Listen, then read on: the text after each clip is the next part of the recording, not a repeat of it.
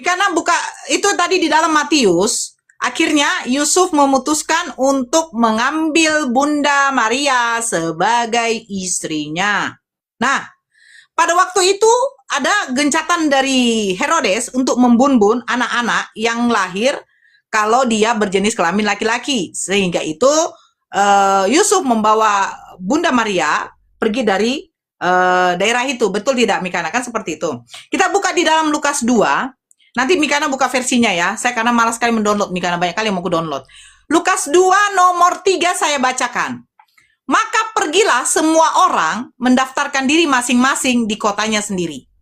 Demikian juga Yusuf pergi dari kota Nazaret di Galilea ke Yudea, ke kota Daud yang bernama Bethlehem, karena ia berasal dari keluarga dan keturunan Daud, supaya didaftarkan bersama-sama dengan Maria, tunangannya yang sedang mengandung.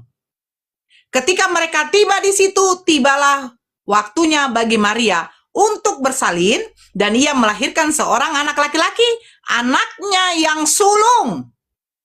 Sulung ya, bukan tunggal ya.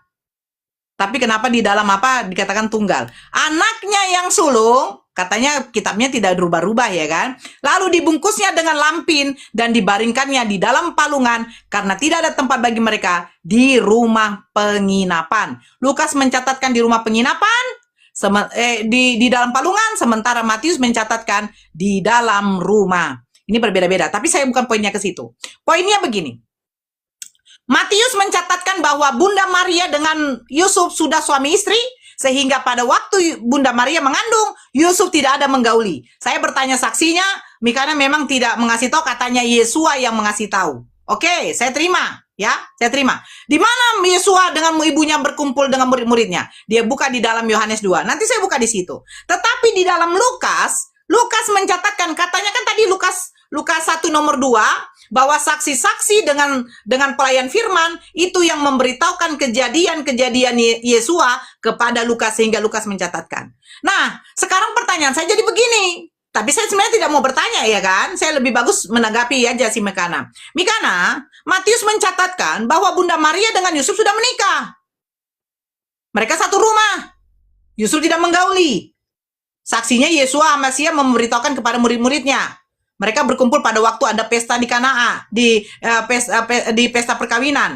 Nah, tetapi kenapa Lukas mencatatkan pada waktu Bunda Maria dibawa oleh Yusuf, itu status mereka masih tunangan, bukan suami istri.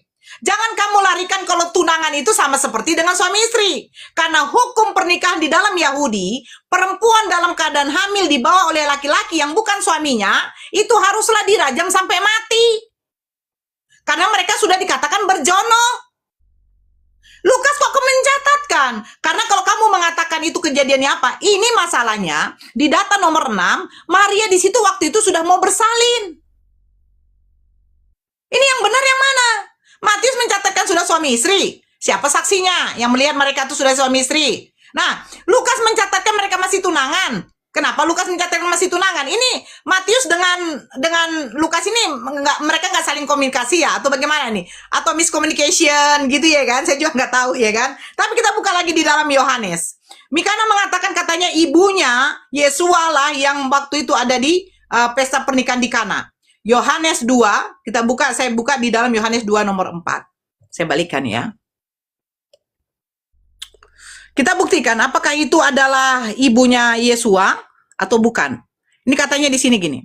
Kata Yesua kepadanya, "Mau apakah engkau daripadaku, ibu, saatku belum tiba?" Ini ibu di sini Mikana menunjukkan bahwa ini adalah Bunda Maria. Tapi kita lihat ya, ibu di situ kalau bahasa Greeknya ternyata bukan ibu. Bukan ibu sebagai ibu kandung, mother. Harusnya di situ adalah mother. Mother. Ini gune. Gune itu artinya apa? Perempuan, istrinya. Istri. Mikana, coba kamu tunjukkan sama saya, kalau memang di Yohanes 2 nomor 4, itu Yesua Hamasia mengatakan bahwa perempuan itu adalah ibunya. Saya minta secara original teksnya. Ibu, apakah merujuk kepada Gune atau Mata? Oleh malaikat, akhirnya dia melakukan seperti yang diperintahkan oleh malaikat. Dia nggak jadi meninggalkan perawan Miriam, dan dia tetap ya memperistri perawan Miriam dan tidak bersetubuh sampai Yesua lahir. Jadi Rasul ini tahu dari mana? Yang pertama dari Tuhan Yesus HaMasiah. Kenapa itu penting? Karena Tuhan Yesus HaMasiah itu maha tahu. Walaupun perawan Miriam dan Yosef tidak memberitahu kepada Tuhan Yesus HaMasiah, tetapi Tuhan Yesus HaMasiah itu maha tahu. Karena apa? Kalau kita lihat di dalam kitab Matius, di dalam kitab Injil, sebelum Tuhan Yesus HaMasiah disalibkan, dia sudah memberitahu 4 kali kepada rasul-rasulnya bahwa dia akan mengalami penderitaan, dia akan mengalami kematian, dan dia bangkit pada hari yang ketiga. Kenapa ini penting dikasih tahu? Bahwa Yosef tidak pernah berhubungan body dengan perawan Miriam. Ini penting. Kenapa? Untuk membuktikan bahwa Yesua HaMasiah itu dikandung dari Ruach HaKodes, bukan dari beni manusia. Itu sangat penting diketahui, saudara. Nah, kalau Sinora bilang, oh, Tuhan Yesus HaMasiah tidak lagi berjumpa dengan perawan Miriam bersama dengan para rasulnya. Ini buktinya ya. Di Yohanes 2, pada hari ketiga berlangsunglah sebuah pesta perkawinan di Kana, Galilea, dan ibu Yesua hadir di sana, dan Yesua serta para muridnya juga diundang ke pesta perkawinan itu. Nah, kalau perawan Miriam juga memberitahu, karena itu penting bahwa Tuhan Yesus HaMasiah itu dikandung dari Roh Kudus, bukan dari manusia, bukan dari benih Yosef. Itu penting diketahui, saudaraku. Tadi Yohanan 2 ayat 1 sampai 2. Jadi ada waktu di situ para murid Tuhan Yesus HaMasiah, murid-murid Tuhan Yesus HaMasiah itu berjumpa dengan perawan Miriam di pesta di Galilea, di Kana ya. Kemudian juga kitab suci kan sudah memberitahu bagaimana menuliskan kitab Injil itu. Itu juga firman Tuhan atas berdasarkan saksi-saksi bagaimana di kitab Injil Lukas 1 ayat 2 ya, bahwa Lukas 1 ayat 2, sebagaimana mereka yang dari semula telah menjadi saksi mata dan pengawal firman telah menyampaikannya kepada kita ya. Jadi para saksi mata seperti perawan Miriam, Yosef, Elisabeth, Zakaria, Imam Zakaria dan lain sebagainya itu menyampaikan kepada rasul juga. Dan juga apa yang disampaikan oleh Tuhan Yesus HaMasiah, apa yang dikatakan Tuhan Yesus HaMasiah, apa yang disampaikan, itulah yang ditulis para rasul. Dan juga apa yang mereka lihat, peristiwa penyaliban, apa yang dilihat itu ditulis. Makanya buktinya firman Tuhan ini benar ya, akurat, karena para penulis ini bukan mengambil dari isi kitab agama orang, tapi berdasarkan apa yang mereka lihat, apa yang mereka dengar, berdasarkan saksi-saksi mata, saudaraku.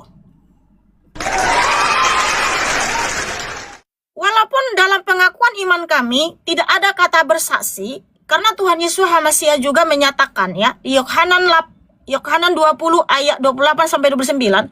Jadi Rasul Thomas itu harus melihat Tuhan Yesus HaMasiah dulu yang bangkit dari kematian, melihat tangannya yang terpaku dan lembungnya yang ditikam, baru dia percaya. Nah, setelah Tuhan Yesus HaMasiah menampakkan diri kepada Rasul Thomas, barulah Rasul Thomas percaya, ya Tuhanku dan Elohimku. Makanya Tuhan Yesus HaMasiah berkata, karena engkau melihat maka engkau percaya, tetapi berbahagialah mereka yang tidak melihat namun percaya. Jadi kami walaupun tidak pernah melihat Tuhan Yesus HaMasiah yang tangannya terpaku dan lembungnya ditikam, tapi para rasul sudah menyaksikan sendiri, sudah melihat sendiri peristiwa itu, dan dia bangkit dari kematian, sehingga kami beriman apa yang disampaikan para nabi dan para rasul dalam kitab suci ini. Sehingga iman itu adalah Ibrani 11 ayat 1 sampai 3. Iman adalah dasar dari segala sesuatu yang kita harapkan dan bukti dari segala sesuatu yang tidak kita lihat, tetapi melalui nenek moyang kita lah, yaitu para rasul dan para nabi, maksudnya mereka melihat peristiwa-peristiwa, perbuatan-perbuatan Tuhan Yesus HaMasiah yang dahsyat dan ajaib, yang maha penolong, maha pengampun. Nah, sementara imannya saudari Nora Aritonang, iman mereka semua merujuk kepada nabinya. Nabinya semua yang nyampein. Begini. Walaupun mereka mengakui atau mengimani bahwa nabinya itu mendapatkan wahyu dari Tuhan melalui Jibril, tapi faktanya yang jumpa sama Jibril cuma nabinya, yang jumpa sama Tuhannya cuma nabinya. Mohon maaf dengan segala hormat, entah itu betul atau tidak, itu hanya nabimu yang tahu. Karena tidak ada saksi-saksi lain, tidak ada nabi-nabi lain yang mengkonfirmasi, tidak ada rasul-rasul lain yang mengkonfirmasi bahwa mereka itu mengenal Tuhanmu, mereka itu mendapat wahyu dari Tuhanmu, dan juga berjumpa sama Jibril. Nggak ada, Nora. Itu cuma nabi dari nabimu sendiri, ya. Tapi kalian selalu bersaksi, ya. Tapi nggak apa-apa, itu kan iman kalian. Namun, kalau kita berpikir cerdas, saudara-saudaraku, ya, yang masuk akal dan logis adalah isi kitab suci ini. Karena dikonfirmasi oleh banyak nabi dan rasul, bukan hanya satu orang ngaku-ngaku. Karena kalau hanya satu orang yang ngaku-ngaku, itu layak dipercaya, layak diragukan dan dipertanyakan. Tetapi kalau ada 40 nabi dan rasul yang mengakui dan bersaksi di zaman yang berbeda, di waktu yang berbeda, di tahun yang berbeda, di tempat yang berbeda, tetapi mereka masing-masing mendapatkan wahyu dan firman Tuhan yang dahsyat dan melihat peristiwa-peristiwa itu layak dipercaya, layak diimani. Ya, oke, silakan Nora. Ada lagi? Tanggapi lah. Kita sekarang saling tanggapi, jangan saling bertanya. Kalau bertanya nanti tidak akan dijawab. Ini saya ngelek ya. Saya ini kayak ngelek loh. Iya, ngelek kamu. Kenapa? Dulu. Ya Tapi ini itu gara-gara betul. apa? Mereka kasih mawar. Jangan kalian sekar aku dengan mawar kematian, woi. Ngelek aku kalau kalian sekar mawar. Oh Iya, iya, kalau Kak? sekar mawar begitu dia ngelek. Ya perhatikan, kalau kamu disekar mawar pasti ngelek. Enggak juga lah, tergantung jaringan itu, Nora. Bukan gara-gara dikasih Ya, jaringan mawar. itu bagus. Aku pakai jaringan data ini. Oke, Ya, data. Mikana bilang minta saksi-saksi ya. Nanti saya juga bisa bilang begini dong.